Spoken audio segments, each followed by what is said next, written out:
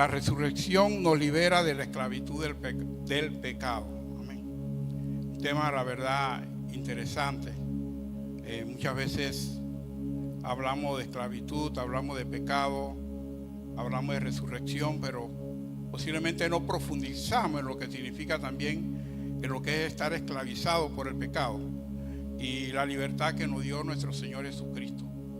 Esperemos que lo que Dios puso en mi corazón esta noche, el Espíritu Santo también los ministre a cada uno de ustedes y hagamos una reflexión al final cada uno sobre nuestra condición muy particular de nuestra vida espiritual. Quiero que me acompañen al libro de Efesios, capítulo 2, versículo 1 al 10. Y realmente no voy a tratar tanto sobre estos versículos, lo voy a estar tocando más que todo al final, porque también quiero hacerle como especie de una introducción sobre el origen del pecado y las consecuencias del pecado en nuestras vidas. Libro de Efesios, capítulo 2, versículos de 1 al 10. Dice así la palabra del Señor. Y Él os dio vida a vosotros cuando estabais muertos en vuestros delitos y pecados, en los cuales anduvisteis en otro tiempo, siguiendo la corriente de este mundo conforme al príncipe de la potestad del aire, el espíritu que ahora opera en los hijos de desobediencia, entre los cuales también todos nosotros vivimos en otro tiempo, en los deseos de nuestra carne, haciendo la voluntad del Padre, la voluntad de la carne y de los pensamientos, y éramos por naturaleza hijos de ira, lo mismo que los demás. Pero Dios, que es rico en misericordia, por su gran amor con que nos amó, aun estando nosotros muertos en pecado, nos dio vida juntamente con Cristo. Por gracia sois salvos. Y juntamente con Él nos resucitó y asimismo nos hizo sentar en los lugares celestiales con Cristo Jesús, para mostrar en los siglos venideros las abundantes riquezas de su gracia, en su bondad para con nosotros en Cristo Jesús. Porque por gracia sois salvos por medio de la fe, y esto no de vosotros, pues es don de Dios, no por obras para que nadie se gloríe, porque somos hechura suya, creados en Cristo Jesús para buenas obras, las cuales Dios preparó de antemano para que anduviésemos en ella. Padre, te doy gracias por tu palabra, Señor. Y ahora, Padre de la gloria, Señor, te pido que sea tu Santo Espíritu, mi Dios Todopoderoso, tomando la soberanía sobre lo que vamos a exponer esta noche, Padre. Tú conoces la necesidad de cada uno de tus hijos, Señor. Conforme a su necesidad, ministra, Padre de la gloria, mi Dios Todopoderoso, Señor, para que nos acerquemos más a usted, Padre, y para que depositemos más nuestra confianza y nuestra seguridad en Cristo Jesús, que es el único que puede darnos vida en abundancia, Señor Dios. Nos rescataste, Padre de la gloria, de una vida de pecado, de una vida, Padre de la gloria, mi Dios Todopoderoso, donde lo que teníamos, Señor, como castigo, como fruto de ello, la muerte eterna, Padre, pero tú tuviste, Señor Dios, misericordia para con nosotros y por medio de tus hijos nos has llamado, Padre de la gloria, para que seamos miembros, Señor Dios, del cuerpo de Cristo, Señor, y ciudadanos del reino de los cielos. Ahora, Padre de la gloria, Señor, ministra a tu pueblo con tu palabra, Señor, en el nombre de Jesús. Amén y amén. La resurrección nos liberta de la esclavitud del pecado. Cuando hablamos de resurrección, lógicamente tenemos que pensar en nuestro Señor Jesucristo. Dice el libro de Juan, capítulo 11, versículo 25, así. Juan 11, 25.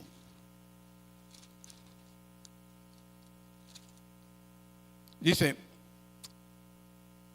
le dijo Jesús, yo soy la resurrección y la vida. El que cree en mí, aunque esté muerto, vivirá. Es Él la resurrección y la vida. No hay en nadie otra persona, no hay en ninguna otra persona, sino en Cristo Jesús, que podemos encontrar la vida. Y he querido traer este versículo como introducción para que cuando hablemos de la resurrección pongamos nuestra mente en Cristo Jesús, porque Él es el único que nos ha traído libertad. ¿Cuál es esta situación del pecado? ¿Cómo se originó el pecado? Muchos posiblemente hayan leído sobre ellos.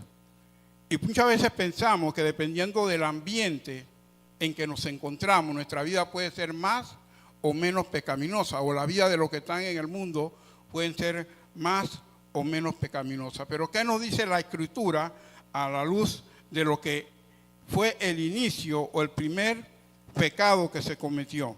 Nos vamos al libro de Ezequiel, capítulo 28, versículos 12 al 17. Y en Ezequiel 28, 12 al 17, muchos lo asocian con el rey de Tiro, pero hay palabras allí que demuestran que está hablando de Lucifer. Capítulo 28, versículos 12 al 17, dice así: Hijo de hombre, levanta endecha sobre el rey de Tiro y dile así: así ha dicho Jehová el Señor, tú eras el sello de la perfección, lleno de sabiduría y acabado de hermosura. En Edén, en el huerto de Dios, estuviste. De toda piedra preciosa era tu vestidura, de cornerina, topacio, jaspe, crisólito, berilo y onice, de zafiro, carbuncio, esmeralda y oro. Los primores de tus tamboriles y flauta estuvieron preparados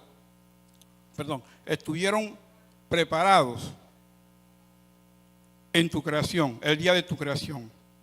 Tú, querubín grande, protector, yo te puse en el santo monte de Dios, allí estuviste en medio de las piedras de fuego, paseabas. Perfecto eras en todos tus caminos, desde el día que fuiste creado hasta que se halló en ti la maldad. A causa de la multitud de tus contracciones, fuiste lleno de iniquidad y pecaste, por lo que yo te eché del monte de Dios y te arrojé de entre las piedras del fuego, oh querubín protector. Se enalteció tu corazón a causa de tu hermosura, corrompiste tu sabiduría a causa de tu esplendor. Yo te arrojaré por tierra delante de los reyes, te pondré para que miren en ti. Con la multitud de tus maldades y con la iniquidad de tus contracciones, profanaste tu santuario. Yo pues saqué fuego de en medio de ti, el cual consumió y te puse en ceniza sobre la tierra a los ojos de todos los que lo miran. Nos vamos al libro de Isaías, capítulo 14, versículos 12 y 14. Isaías 14,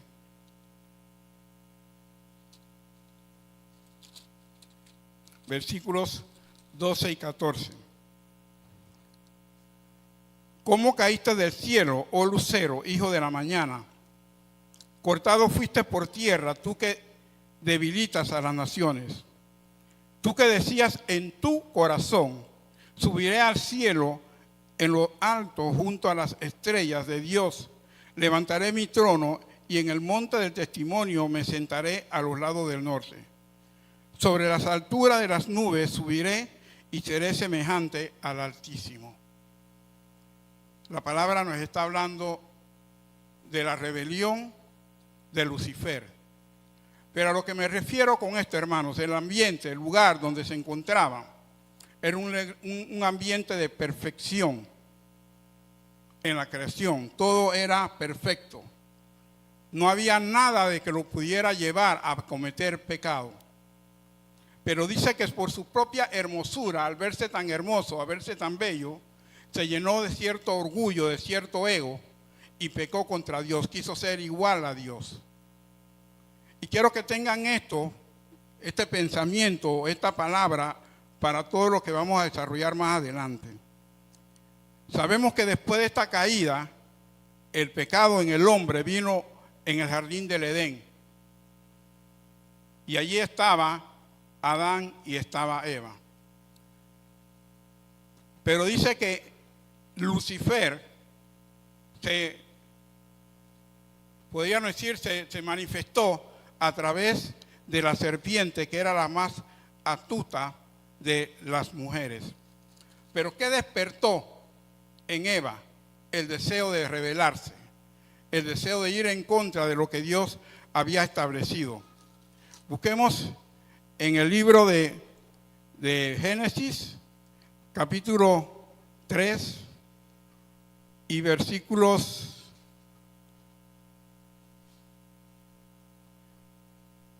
5. Vamos a verlo del versículo 5. La serpiente está hablando con Eva y dice: sino que sabe Dios que el día que comáis de él serán abiertos vuestros ojos y seréis como Dios, sabiendo el bien y el mal. ¿Cuál fue la reacción de la mujer? Y vio la mujer que el árbol era bueno para comer y era agradable a los ojos y árbol codiciable para alcanzar sabiduría, y tomó de su fruto y comió y dio también a su marido, el cual comió así como ella. Ciertamente en el primer pecado que leímos al inicio, ahí no había nada que incitara a Lucifer a pecar.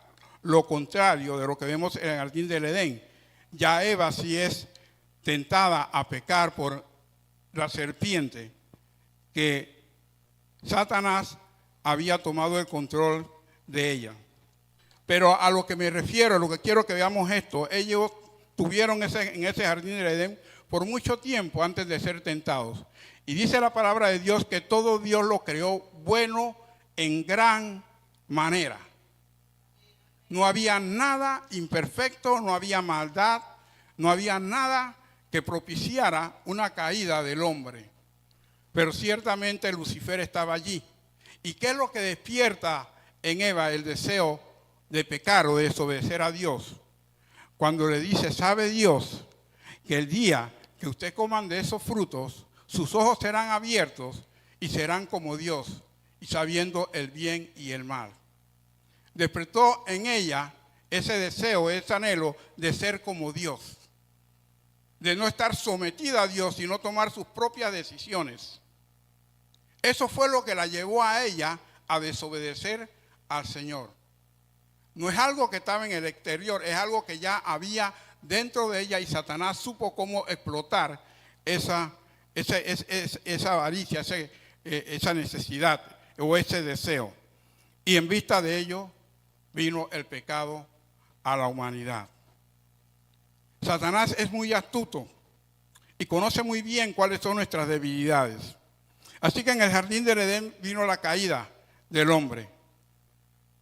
Pero cuando transcurre el tiempo, el hombre sigue pecando. Hay una situación que se da también en el jardín del Edén, o después de la caída del hombre, que está en Génesis 4, versículos 6 y 8, que dice: entonces Jehová dijo a Caín: ¿por qué te has enseñoreado, o por qué te has ensañado, y por qué has decaído tu semblante? Si bien hicieres, ¿no serías enaltecido? Y si no hicieres, el pecado está a la puerta. Con todo esto a ti te será su deseo, y tú te enseñorearás de él. Y dijo Caín a su hermano Abel: salgamos al campo. Y aconteció que estando ellos en el campo, Caín se levantó contra su hermano Abel y lo mató. ¿Qué había en el corazón de Abel? Su corazón no era recto delante de Dios. Dice que él se enojó porque el Señor no aceptó su ofrenda con agrado. El de Caín, perdón. Y aceptó la ofrenda de agrado con agrado de Abel. Y Caín se disgustó. Pero el Señor le hace una observación antes de que él mate a su hermano. Él le dice: el pecado está a la puerta, examínate, revísate. Porque de lo contrario, el pecado se enseñoreará y tú caerás. Y él no hizo caso. Él prosiguió. Eso estaba dentro de él. ¿Qué quiero decir con esto, hermanos? Que muchas veces pensamos que el pecado está afuera, pero el pecado está dentro de nosotros. ¿Cuál es la naturaleza del pecado en el género humano? El pecado no consiste solamente en hechos exteriores. Es un principio o naturaleza dentro del ser humano. Mientras es verdad que los hombres son pecadores porque pecan, es un principio fundamental que los hombres pecan porque son pecadores. Está ya dentro del ser humano. Fue transmitido de Adán y Eva a toda la humanidad, el germen del pecado. Y es por eso que el hombre peca, porque ya está dentro de él. Génesis 6:5.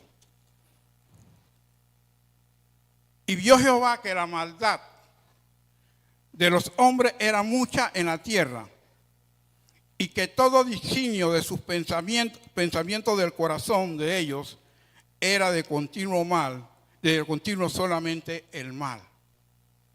Y vio Jehová que los designios del corazón del hombre eran de continuo mal, ya estaban dentro del hombre. Por eso que la palabra dice, sobre toda cosa guardada, guarda tu corazón, porque de él mana la vida. Y Satanás conoce eso, conoce la condición ya del corazón del hombre.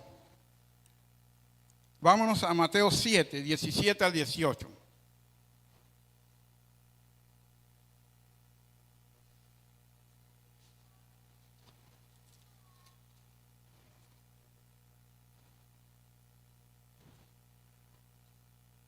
Así que todo buen árbol da buenos frutos, pero el árbol malo da frutos malos. No puede el buen árbol dar malos frutos, ni el árbol malo dar frutos buenos.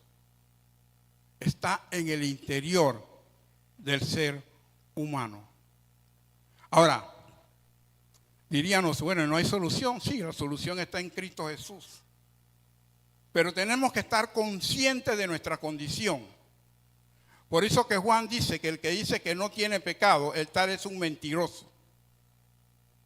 Porque todo ser humano tiene alguna relación con el pecado. Si no fuese así, ¿para qué vino Cristo? Si el hombre hubiera podido superar esa situación sin la ayuda del Señor. El pecado es un problema del corazón. Por lo tanto, la ley no podía darle la solución, ya que no es un tema de comportamiento. La ley puede poner parámetros para vivir, pero no tiene el poder para cambiar la esencia y el carácter de sus corazones o de nuestros corazones. La ley vino casualmente para tratar de corregir esas situaciones, además de otras cosas que vamos a ver. Pero la ley no tiene el poder para cambiar la esencia o el corazón de las personas. Salmo 51, 5 al 10.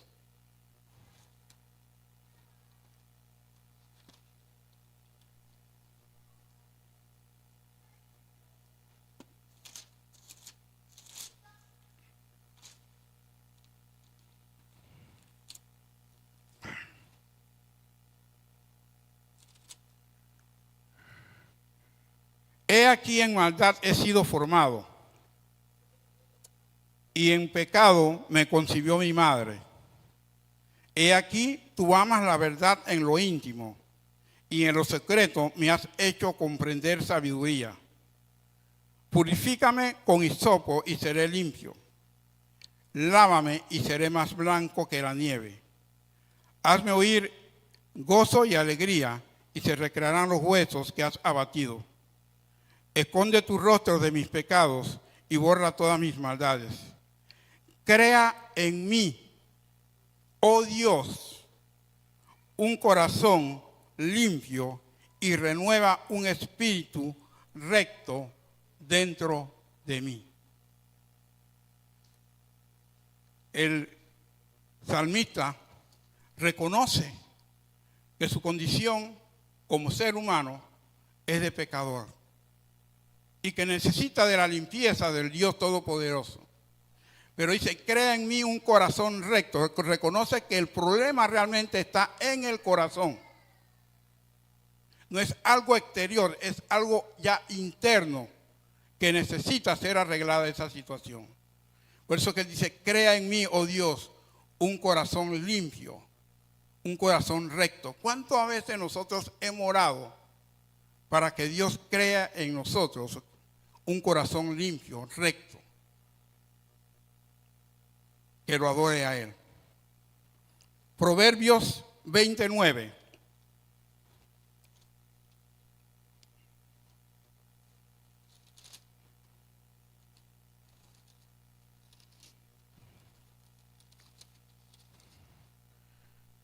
¿Quién podrá decir, yo he limpiado mi corazón? ¿Limpio estoy de pecado? Se pregunta el salmista. ¿Quién lo podrá decir? Estoy limpio de pecado. Mateo 5, 27 al 28. Nuevo Testamento.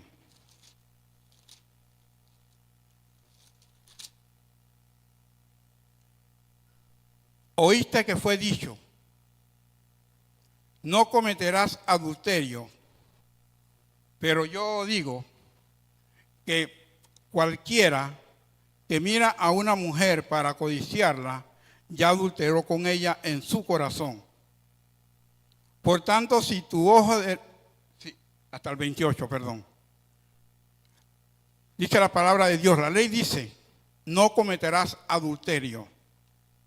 Dice Jesús, pero yo le digo que aquel que mira a una mujer para codiciarla, para desearla, ya adulteró con ella en su corazón, en lo interno de su ser.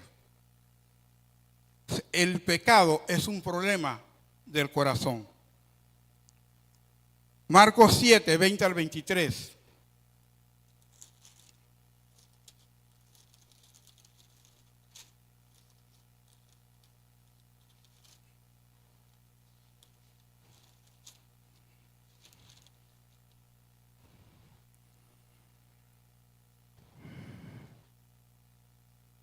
Pero decía que lo que del hombre sale, eso contamina al hombre. Porque de dentro del corazón de los hombres salen los malos pensamientos, los adulterios, las fornicaciones, los homicidios, los hurtos, las avaricias, las maldades, el engaño, la lascivia, la envidia, la maledicencia, la soberbia, la insensatez. Todas estas maldades de dentro salen y contaminan el hombre. Ese es un corazón no regenerado. El pecado está dentro de nosotros, dentro de tu ser, que necesita que Dios lo arregle. Mateo 5, 21 al 22.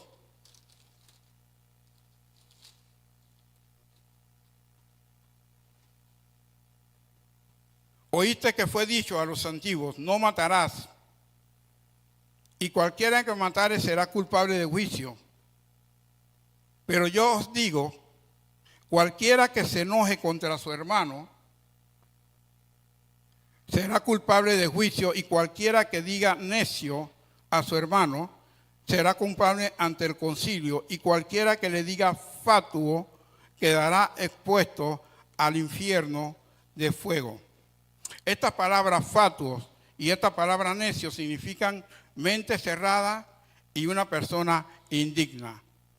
Son formas como muchas veces utilizamos para ofender al prójimo. Pero él dice, dentro del corazón se encuentran estas situaciones. No están en el exterior, están dentro del corazón del ser humano. Amén. Santiago 1, 13 al 15. Con eso termino en esta parte. Santiago 1, 13 al 15.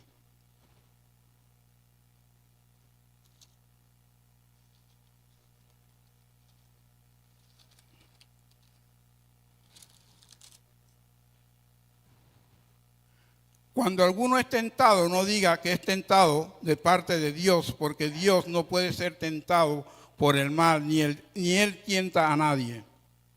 Sino que cada uno es tentado cuando de su propia concupiscencia es atraído y es seducido.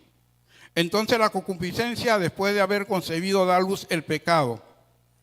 Y el pecado, siendo consumado, da a luz la muerte. En lo interno del corazón de la persona, de sus propias concupiscencias, salen los pecados del hombre. Ok, entonces, ¿cuál era el propósito de la ley? Si la ley no podía tener un control sobre el pecado, ¿cuál fue su propósito? ¿Por qué se creó la ley? Para intensificar en el hombre el conocimiento del pecado. Uno de los puntos por los que la ley se creó, la ley de Dios, se creó para que el hombre conociera o se intensificara el conocimiento de lo que era el pecado. ¿Dónde encontramos esto? En Romanos 3, 19 al 20.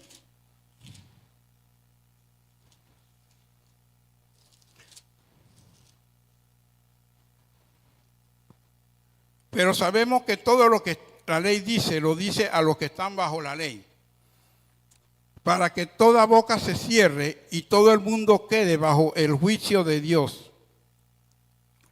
Ya que por las obras de la ley ningún ser humano será justificado delante de él, porque por medio de la ley es el conocimiento del pecado. Cuando Caín mató a su hermano Abel, lo hizo en un momento de ira, un momento de enojo, un momento de envidia, de rabia, de muchos sentimientos cruzados. Pero en ese momento todavía no existía la ley, que aquel que mataba impunemente debía de morir. No existía. La ley hubieron años después o siglos después que el Señor la promulgó. Así que cuando Caín mató a su hermano, la sentencia que el Señor le dio fue: vas a estar errante en el mundo por haber matado a su hermano. Siglos después se promulgó que aquel que mataba entonces acarreaba también muerte para su vida. Entonces la ley vino a descubrir una condición del corazón de las personas para que tuvieran un conocimiento de lo que era el pecado y de lo que causaba el pecado en el ser humano. Si a mí no me dicen, si la ley no me dice a mí que es malo robar, yo puedo robar y no pasa nada. No hay nada que me lo impida legalmente. Pero eso no significa que es una condición moral contraria a lo que Dios manda. Así que la ley nos trae el conocimiento del pecado. Romanos 7, versículos 7 y versículo 13.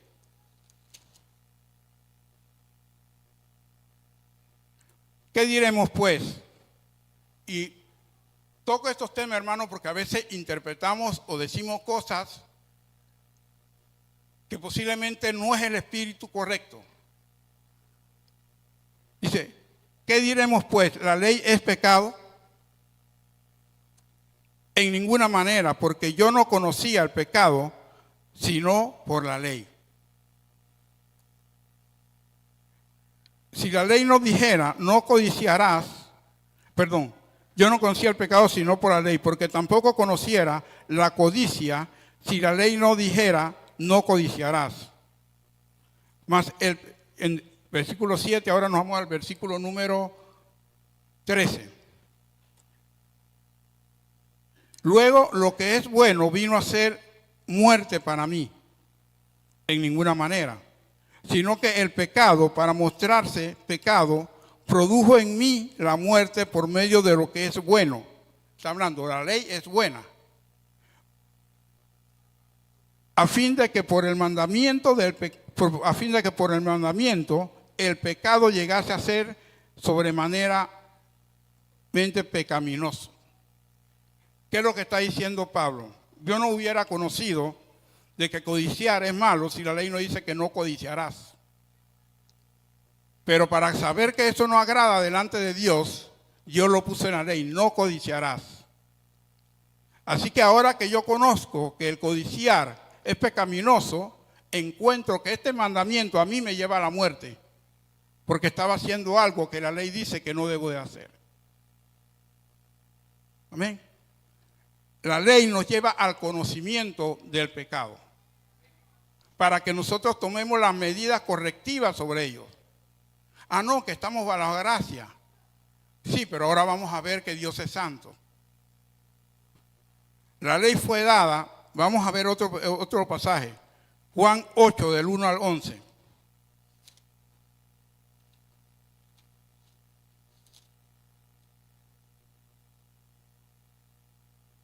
Juan 8, 1 al 11, la mujer adúltera, si me equivoco es este pasaje.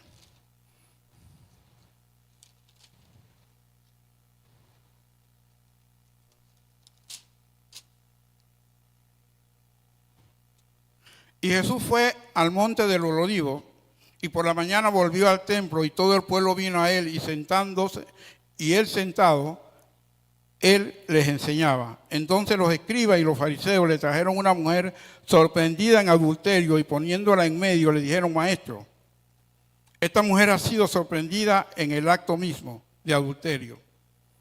Y en la ley de Moisés, y en la ley nos mandó Moisés apedrear a tales mujeres. ¿Tú pues qué dices? Mas esto decían tentándole para poder acusarle, pero Jesús, inclinado hacia el suelo, escribía en tierra con el dedo.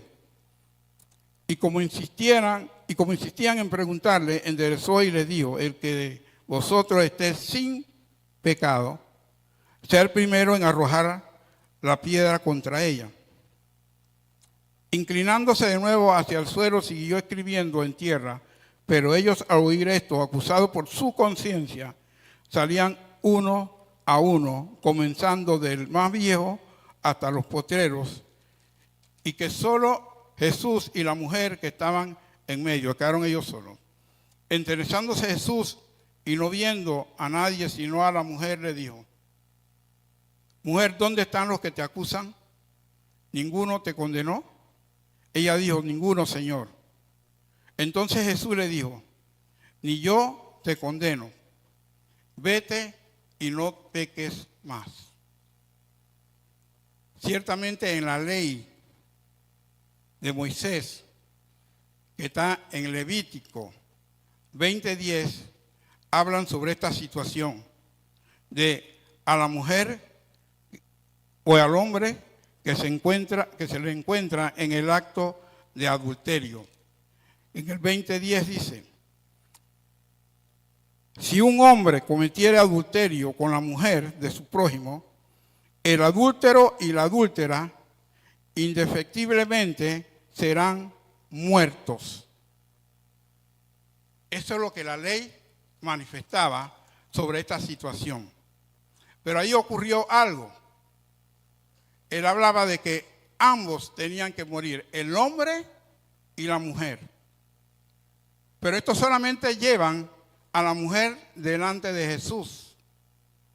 Ahora, para tú aplicar la ley también, tú tenías que tener cierta reserva moral.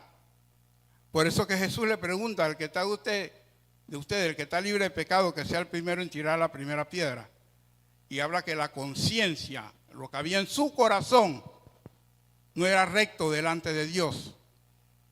Y ellos tuvieron que retirarse uno a uno. En lo interno sabían que estaban en pecado. Jesús le dice, Jesús tiene toda la soberanía para decirle: ¿adulteraste? ¿Sí? Entonces tiene derecho a la muerte. Pero Jesús, en su misericordia y en su amor, le dice a ella: vete, ni yo te condeno. Él sí tiene la reserva moral para condenarla. Él no había pecado, no había nada en su conciencia que lo pudiera reprochar. Pero él dice: ni yo te condeno, pero vete y no peques más.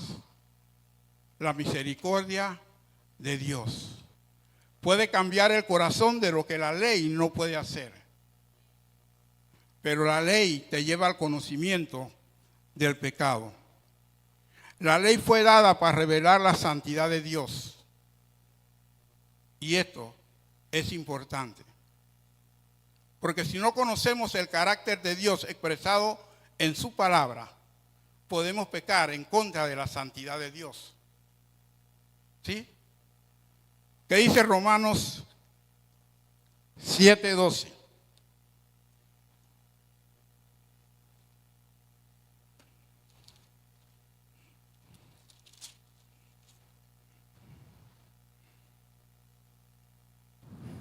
De manera que la ley a la verdad es santa y el mandamiento santo, justo y bueno. La ley es santa y el mandamiento es santo, justo y bueno, porque proviene de Dios. La ley no provenía de Moisés. Moisés recibió la ley de parte de Dios. Y si viene de Dios, entonces santa, justa y buena.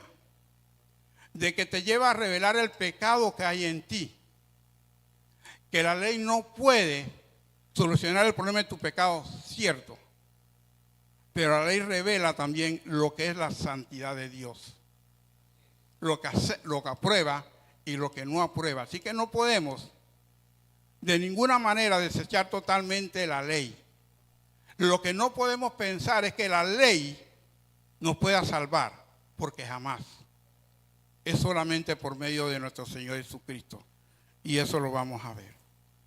La ley fue dada para tratar a hombres y para llevar a hombres o para traer a hombres a Cristo. Vuelvo y repito. La ley fue dada para traer a los hombres a Cristo. Porque al verse el hombre de que por medio de la ley o por medio de las obras no podían llegar a satisfacer la santidad de Dios, Dios reveló en su Hijo la manera como podían ser justificados o cómo podían no ser justificados delante de Dios. La ley en su totalidad revela a Cristo. Romanos 10:4.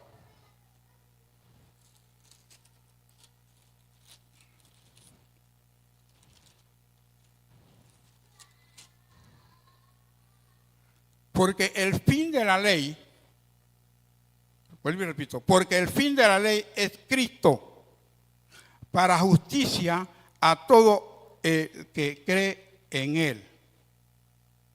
El fin de la ley es revelar a Cristo como el único que puede satisfacer la justicia de Dios, pero a todo el que en Él cree. La ley revela a Cristo. Manifiesta a Cristo y le haga conocer al hombre que por sus propias fuerzas nunca podrá satisfacer la justicia de Dios y nunca puede ser liberado del pecado, porque está ¿dónde?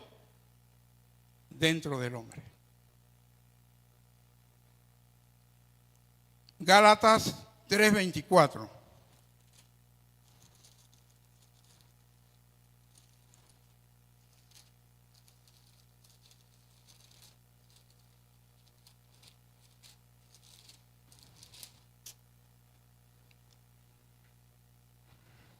De manera que la ley ha sido nuestro ayo. ¿Qué es ayo? Ayo es alguien que cuidaba a las personas desde niño hasta que lo llevaba a la madurez donde podía tomar su decisión. O sea, los cuidaba, se encargaba de protegerlo, de enseñarlo, de educarlo. O sea que la ley era nuestro ayo, era el ayo en esos tiempos. Estaba en Gálatas 3:24, aquí. Ha sido nuestro ayo para llevarnos ¿a quién? A Cristo, a fin de que fuésemos justificados por la fe en Él.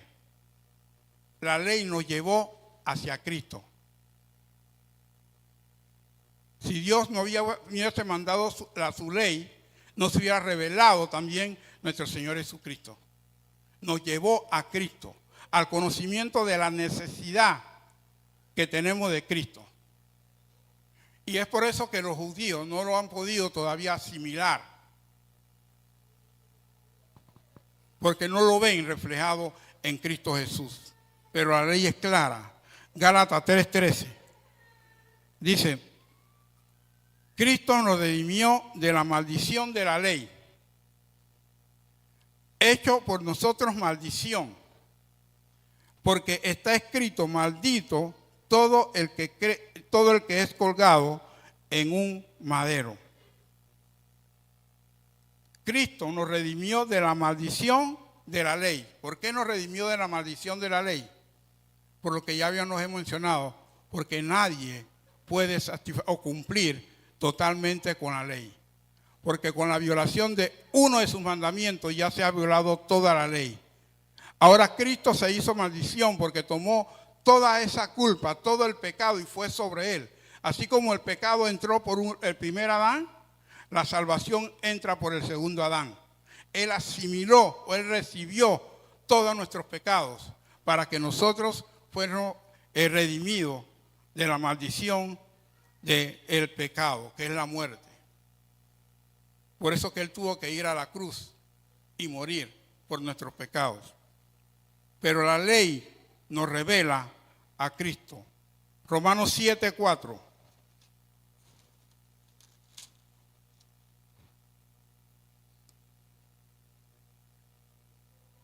Así también vosotros, hermanos míos, habéis muerto a la ley mediante el cuerpo de Cristo, para que seáis de otro, el que resucitó de los muertos, a fin de que llevemos frutos para Dios.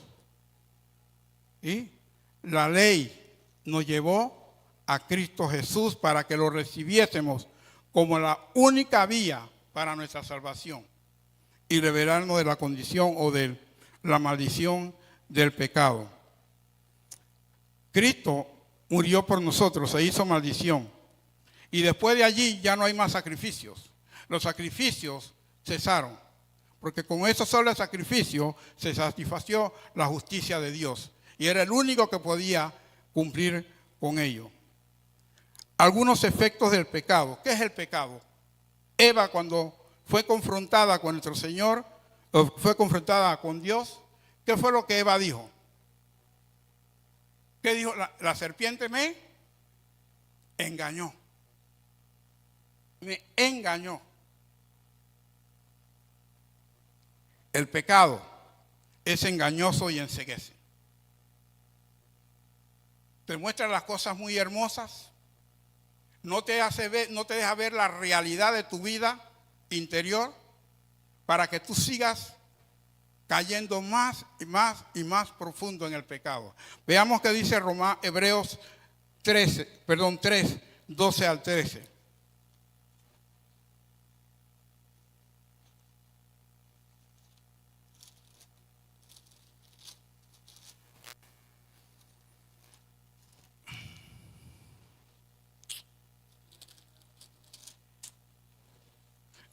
Hebreos 3, 12 al 13. Mirad, cuando la palabra de Dios te dice mirad, pon atención. Detenidamente pon atención. Mirad, hermanos, que no haya en ninguno de vosotros, ¿qué cosa? Un corazón malo, de incredulidad, para apartarse del Dios vivo. Antes, exhortaos los unos a los otros cada día, entre tanto que se dice hoy, para que ninguno de vosotros se endurezca por el engaño del pecado. Esta es una observación que el escritor de Hebreos, que no se especifica con claridad, todos muchos piensan que es Pablo, hace a los hebreos y dice, pongan atención su condición. Si la maldad entra en ustedes, el engaño del pecado entra en ustedes y ustedes no hacen un alto y no examinan su corazón para verificar su decisión con respecto a lo que manda la palabra y hacen ustedes conforme a su corazón o a sus pensamientos o a su mente, pueden caer en incredulidad porque no le dan cabida a la palabra de Dios. Ahora, si entra la incredulidad a sus vidas, entonces también va a entrar, viene la caída y viene un corazón endurecido, que es lo que dice al final. Pueden llegar a caer en un corazón endurecido. Ahora, ¿qué produce un corazón endurecido? Un corazón endurecido es aquel corazón que se ha cerrado a la palabra de Dios, a la voz de Dios. Y cuando ese corazón se ha endurecido por la incredulidad, porque no cree en lo que la Escritura dice o no cree lo que Dios manda, entonces comienza a actuar conforme a sus pensamientos y a su naturaleza. Y ese corazón endurecido te lleva a cometer muchos más pecados. Entonces él dice, miren, cuidado, pongan atención, ¿sí? Que no haya en ninguno de vosotros un corazón malo de incredulidad. Un corazón que no crea o no busque la corrección de Dios. Porque el pecado te engaña. Eso fue lo que hizo Satanás en el jardín del Edén. Fue engañada Eva por el enemigo. Y después vinieron todas las consecuencias en esa familia. Tenemos que tener cuidado de que nuestro corazón no sea endurecido por los engaños del pecado. Y cuando sabemos que hay algo malo, la conciencia te va a anunciar, esto no está bien. ¿Qué decisión vas a tomar? ¿Vas a actuar conforme a lo que Dios te manda o vas a hacer lo que tú quieres? Si haces lo que tú quieres porque sientes que es lo más conveniente y lo más fácil, vas a caer en incredulidad. ¿Incredulidad por qué? Porque no estás creyendo la solución de Dios. Si Dios me dice a mí que si tengo deseos sexuales, la que le habla a los jóvenes, y hay un deseo sexual y él dice, huye. Pero tú dices, no, yo puedo soportar esto. Yo tengo la fuerza suficiente y la madurez suficiente para soportar esto. No huigo. ¿Qué va a suceder? Vas a caer. El Señor te dice, huye. Entonces, el pecado te engaña. El pecado también te hace que tú te vuelvas adicto a pecar. Lo hiciste una vez, te agradó y lo sigues haciendo y te vas volviendo un adicto a la mentira, a la deshonestidad. Te vuelves adicto. Una persona que acostumbra a mentir y no le ponen un alto a eso, va a seguir mintiendo toda su vida y va a abrir puertas a cuestiones mayores. Y le viene el descrédito, porque se ha vuelto adicto, porque ese es el pecado. No es una costumbre, es el pecado, es la esencia del pecado. Romanos 1:21.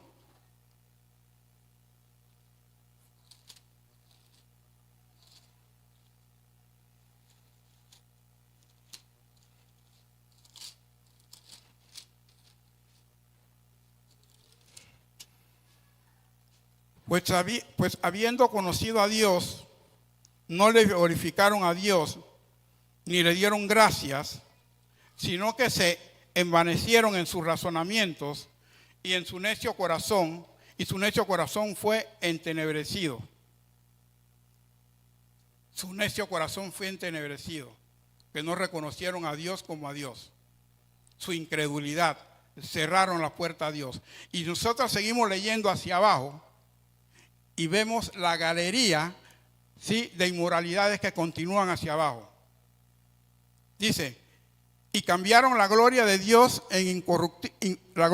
incorruptible en semejanza de imagen de hombre corruptible, de ave, de cuadrúpedo y de reptiles.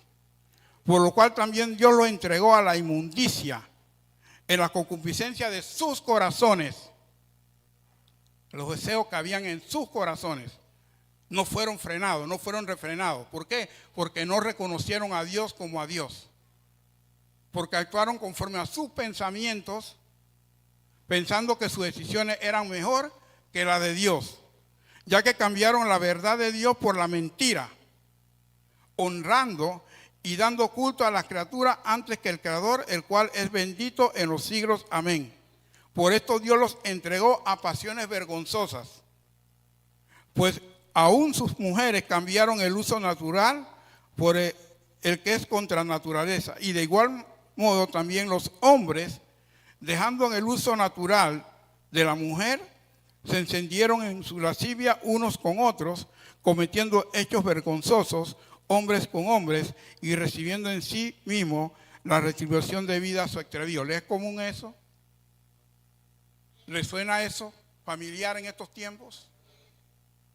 ¿Y todo se debió a qué? A no reconocer a Dios como a Dios y abrirle un espacio al pecado y dejárselo engaño. Y por eso que ellos piensan que lo que están haciendo están bien y exigen derechos y exigen esto y exigen otro, por el engaño del pecado. Es engañoso y te hace ser dependiente, se vuelve una adicción.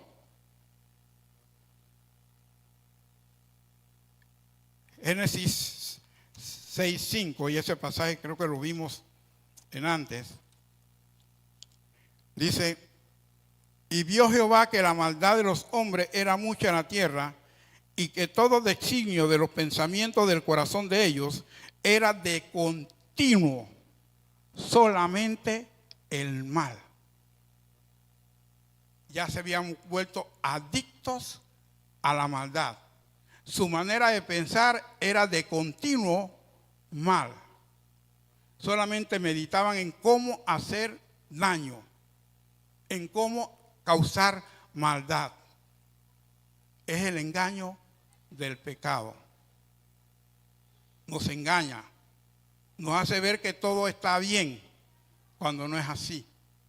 Por eso la ley de Dios, para descubrir al pecado y que no seamos engañados. Que si Dios dice que una mentira es pecado, es pecado. No hay mentiritas blancas, es pecado. Ahora, wow, con este panorama, ¿qué será de nuestras vidas? Nuestro libertador dijo: aquí estoy. Marcos 10, 17 al 30.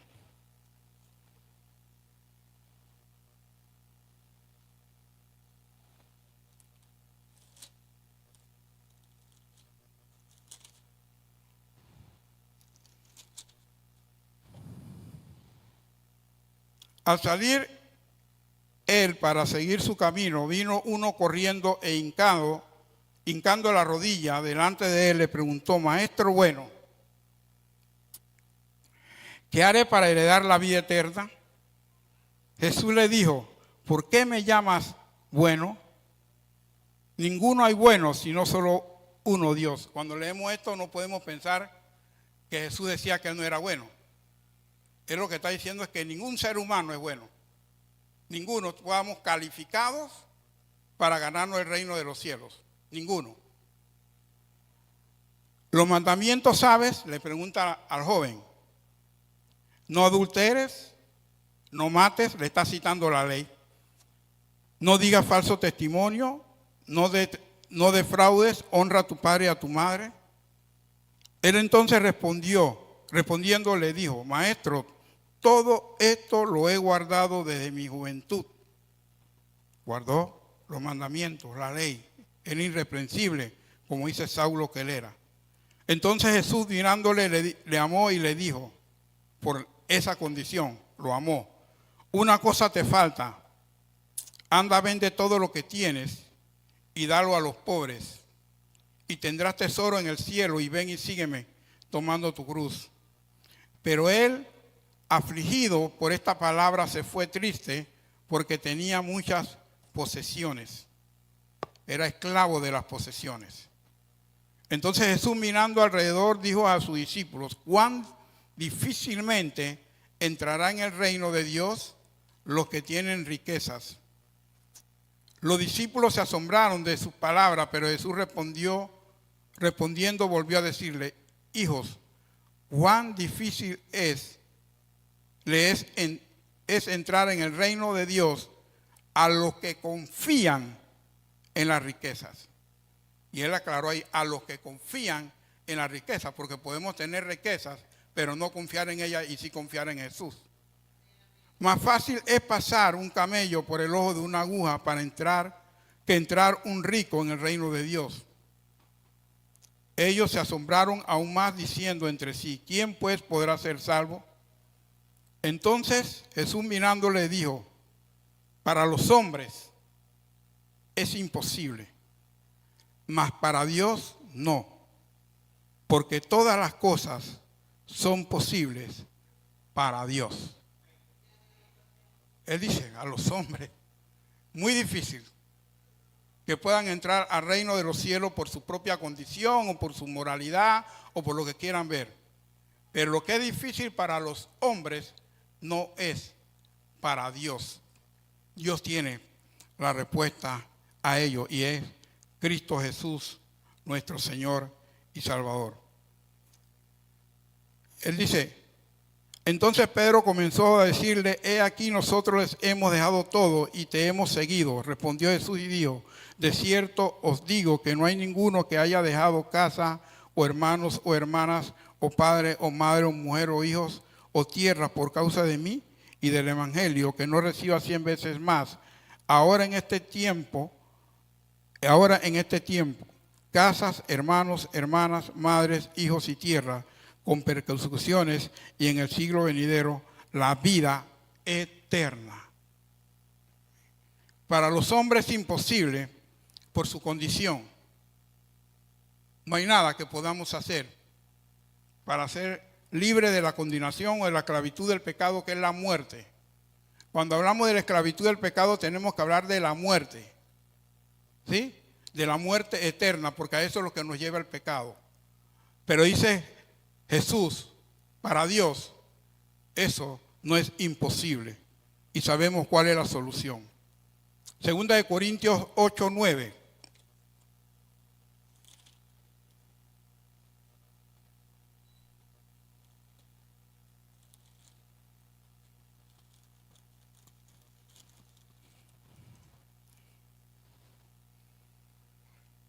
Porque ya conocéis la gracia de nuestro Señor Jesucristo, que por amor a vosotros se hizo pobre, siendo rico, para que vosotros con su pobreza fuésemos enriquecidos. Y quise traer este pasaje o este versículo bíblico para que vieran la comparación entre lo de un corazón recto y limpio y puro, que es el de nuestro Señor Jesucristo, con un corazón que está manchado por el pecado, quizás por la avaricia y demás, que era la del joven rico. Él no estaba dispuesto a dejar las riquezas mundanas de este mundo, aunque eso le hubiera abierto las puertas para el reino de los cielos. Mas nuestro Señor Jesucristo dejó todo. Dice que Él, siendo rico, se empobreció para enriquecernos a nosotros. Eso es la diferencia entre un corazón recto y un corazón manchado por el pecado. Primera de Corintios 15, 52 al 58.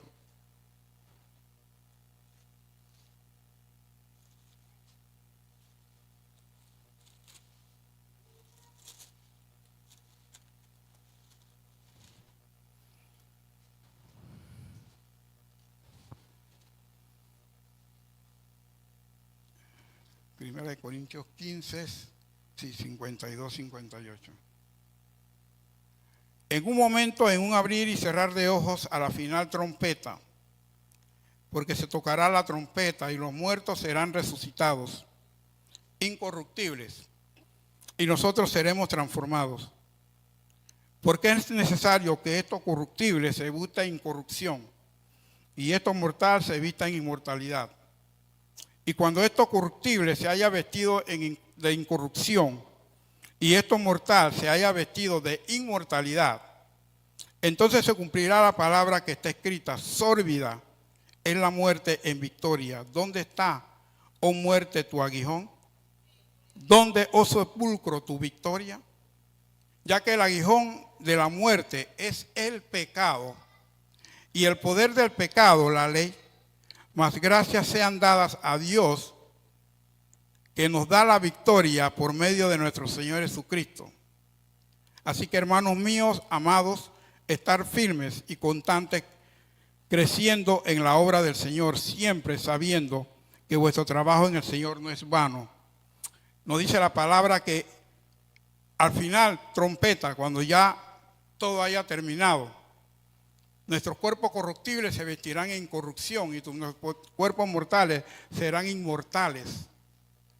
Y ya ahí venceremos, para decirlo así, al fruto del pecado, que es la muerte. En esos momentos que tengamos cuerpos glorificados, incorruptibles, ya el pecado no tendrá ningún efecto sobre nosotros. Pero eso se lo debemos ¿a quién? A nuestro Señor Jesucristo, que nos da la victoria. Allí, entonces, hemos terminado de una vez por todas con el pecado. No significa esto, hermanos, que en nuestro andar y nuestro caminar nos vayamos santificando cada vez más y más. Y cosas que anteriormente hacíamos ya no pertenezcan a nuestras vidas.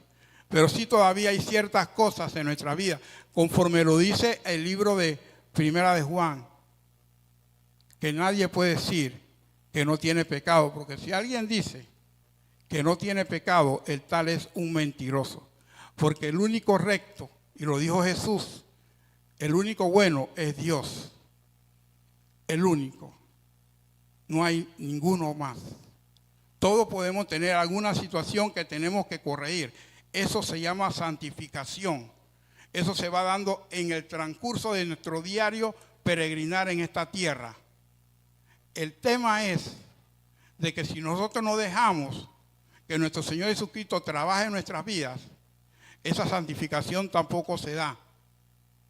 Y tenemos que revisar y pensar y meditar si realmente somos salvos. Pero nuestro Señor Jesucristo es el que nos da la victoria. En 1 Corintios 15, ahí mismo en el versículo 20 y 22, dice: mas ahora Cristo ha resucitado de los muertos, primicia de los que durmieron es hecho. Porque por cuanto la muerte entró por un hombre, Adán, también por un hombre la resurrección de los muertos, nuestro Señor. Porque así como Adán todos mueren, también en Cristo todos seremos vivificados. A los que creemos, a los que hemos puesto nuestra confianza en Él. Porque dice que nos dará vida. Efesios 2, 1 al 10, que fue el pasaje que leímos al principio.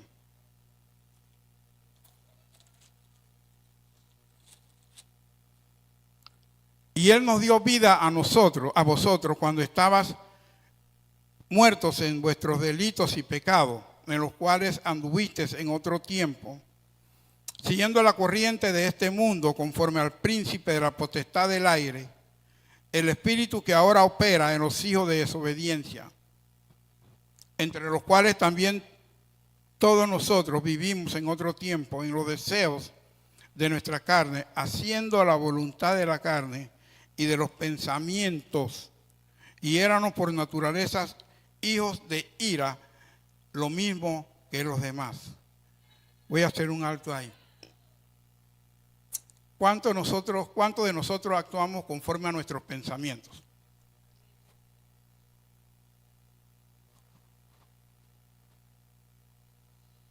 Tomamos decisiones conforme a lo que nosotros pensamos, sin verificar si ese pensamiento está de acuerdo o no con lo que la palabra dice.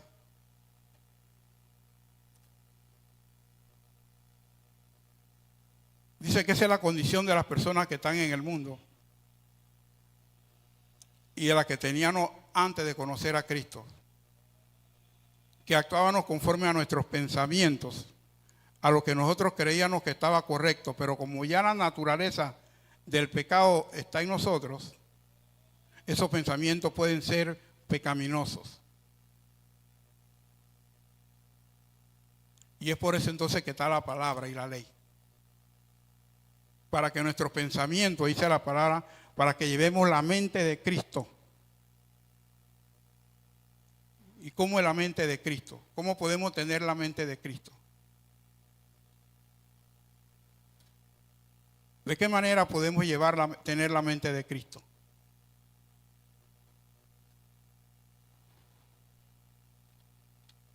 Solo así. Solo así. Aquí está la mente de Cristo. Por eso que habla de que conforme a sus pensamientos de la mente no regenerada, actuábamos y andábamos en esa, éramos hijos por naturaleza, hijos de ira, lo mismo que los demás. O sea, la palabra me está diciendo que si yo ando conforme a mis pensamientos, aunque sean contrarios a lo que Dios dice, me estoy convirtiendo en un hijo de ira. En esos momentos el Señor está enojado con mi actuación. Pero abogado tenemos. Pero Dios, que es rico en misericordia, por su gran amor con que nos amó, aun estando nosotros muertos en pecados, nos dio vida juntamente con Cristo. Por gracia somos salvos y juntamente con Él nos resucitó. Y asimismo nos hizo sentar en los lugares celestiales con Cristo Jesús, para mostrar en los siglos venideros las abundantes riquezas de su gracia, en su bondad para con nosotros en Cristo Jesús. Porque por gracia sois salvos por medio de la fe, y esto no es de vosotros, pues es un don de Dios, no por obras para que nadie se gloríe. Y aquí Pablo tiene que no por obras, porque no es por la obra de la ley, es solamente por la gracia de Cristo. Porque somos hechura suya, creados en Cristo Jesús, para buenas obras, las cuales Dios preparó de antemano, para que anduviésemos en ellas. O sea que es solamente por medio de Cristo que podemos entonces nosotros ser liberados de la condenación del pecado. Él pagó el precio por nuestros pecados. Primera de Juan 1:9. Perdón, vámonos a irnos antes de Primera de Juan 1:9. Vámonos a Ezequiel 36, 26 y 28. Ya estamos por terminar. Ezequiel 36. Una profecía en el libro de Ezequiel.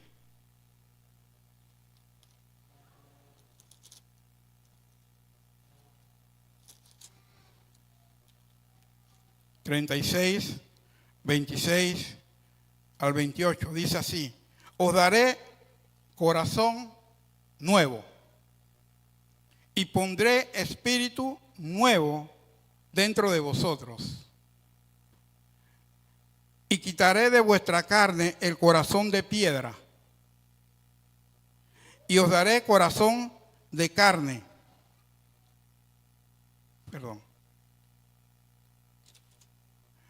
Pondré dentro de vosotros mi espíritu, y haré que andéis en mis estatutos, y guardaréis mis preceptos, y los pongáis por obra.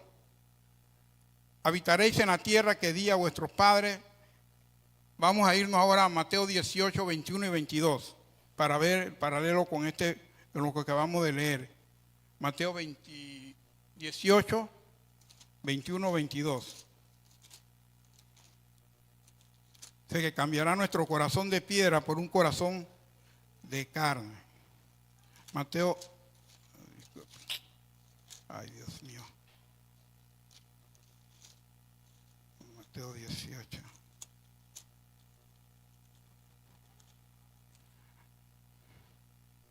Dice: entonces se le acercó Pedro y le dijo: Señor, ¿cuántas veces perdonaré a mi hermano que peque contra mí? ¿Hasta 7? Jesús le dijo: no te digo hasta 7, sino aún hasta 70 veces 7. Ahora, ¿qué podemos encontrar en estos dos pasajes? En Ezequiel se profetiza de que nos dará un corazón nuevo y pondrá un espíritu nuevo dentro de nosotros. Pedro aquí, cuando le pregunta a nuestro Señor Jesucristo: ¿cuántas veces yo tengo que perdonar a mi hermano que peque contra mí? ¿Hasta 7? Es como algo formulismo, o sea, como algo apegado al espíritu de la ley, a la letra de la ley. Ahora, el Señor le contesta, no te digo 7, sino hasta 70, 27. ¿Qué le está diciendo con eso, hermanos? Ezequiel nos está diciendo que nos dará un corazón nuevo. ¿Sí?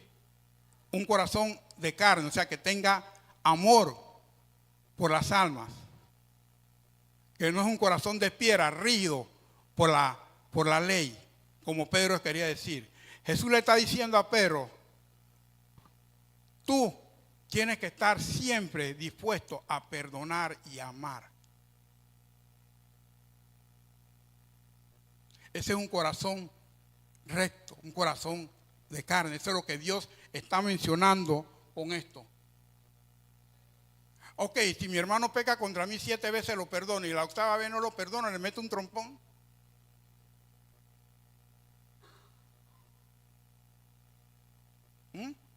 Porque eso es lo que dice la ley. La ley decía que había que apedrearla. Vamos a apedrearla, pues matarla, aunque yo sea un pecador.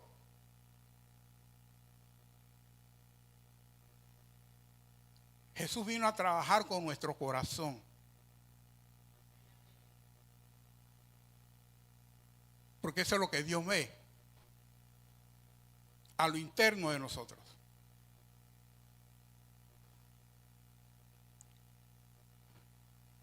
Lucas 8:5 creo que es.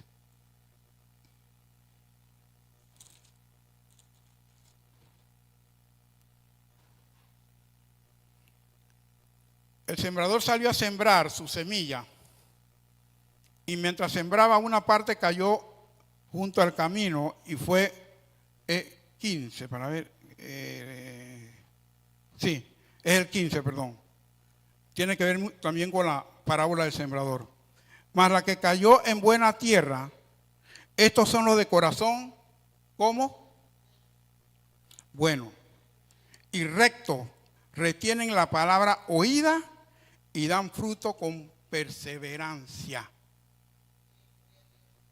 No hay nada que obstaculice en nuestro corazón que sea un impedimento para recibir, escuchar y recibir la palabra de Dios, y esa palabra va a fructificar.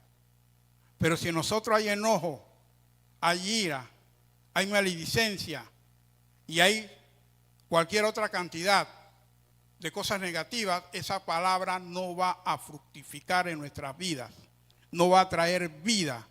Solamente va a ser una palabra que va a dar algo de intelecto, pero no va a dar fruto porque el corazón no es recto delante de Dios.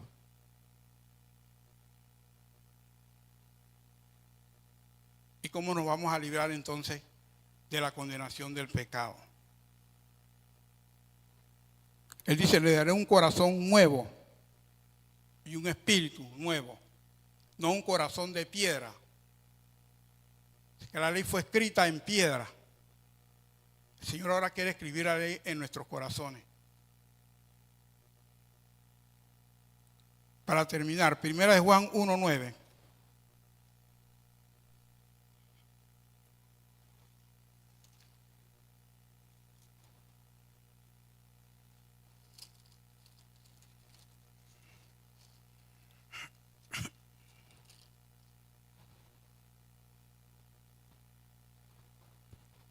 Si confesamos nuestros pecados,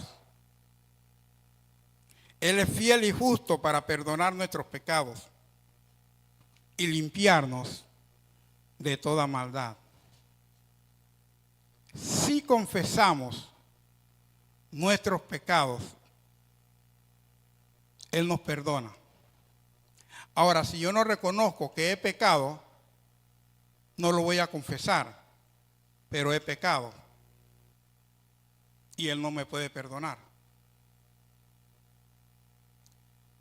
La palabra me está diciendo, si reconoces de que has fallado, porque podemos fallar, tú puedes ir a Él. Es un corazón arrepentido. ¿Sí? Un corazón que realmente se duele. Porque eso fue lo que pasó con David.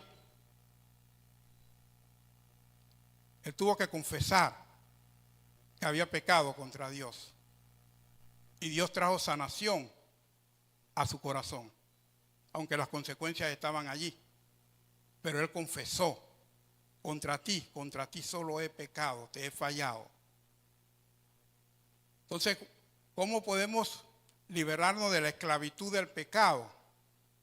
Por medio de Cristo. Solamente por medio de Él.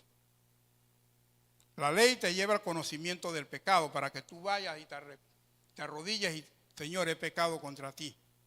He hecho lo malo delante de tus ojos. Vete, pero no peques más. Y sigues creciendo en santidad. Pero si no te arrepientes, si no reconoces, si no reconocemos nuestras fallas, entonces ¿cómo podemos ser perdonados?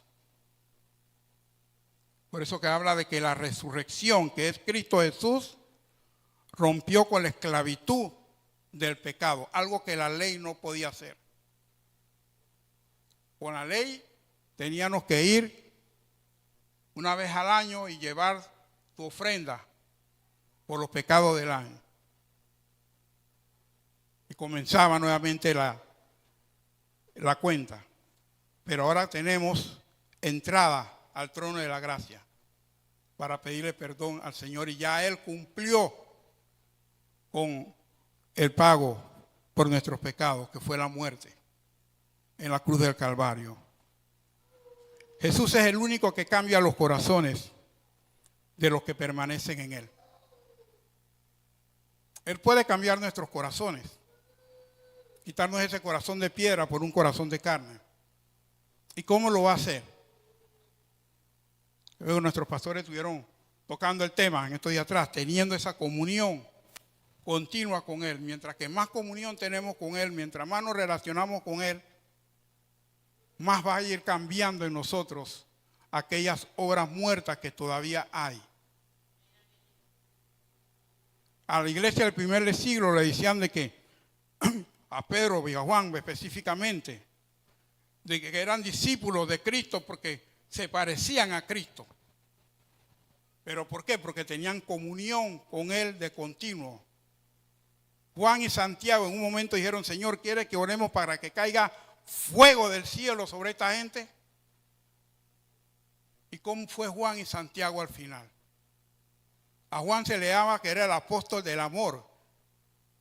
Lo podemos ver en las cartas que él escribió y en el Evangelio de Juan. A las personas. Moisés era un hombre violento, mató a un hombre, era sumamente violento. Y se habla que Moisés era uno de los hombres más humildes que hay en la Biblia, pero era porque tenía esa comunión con Dios. Cambia los corazones, trae esa sanidad. Si no tenemos ese encuentro con Él, nuestra vida no va a tener la transformación y la renovación que es la que hemos estado hablando durante todo este año. Solamente en Cristo podemos ser revividos. No hay otra manera, hermanos. Podemos ser muy buenos, ya no tiene esa práctica, pero aquellos que tienen la práctica de, ahora para estos tiempos, de ir de rodillas, caminando distancias, que esto y lo otro, eso no funciona. Solamente Él cambia los corazones. Por eso que Él es el único que nos puede liberar de la esclavitud del pecado. Y cuando hablan de la resurrección, porque van afuera nuestra fe si Él no hubiese resucitado. Nosotros tampoco hubiéramos resucitado, tuviéramos la esperanza, la divina esperanza de la resurrección.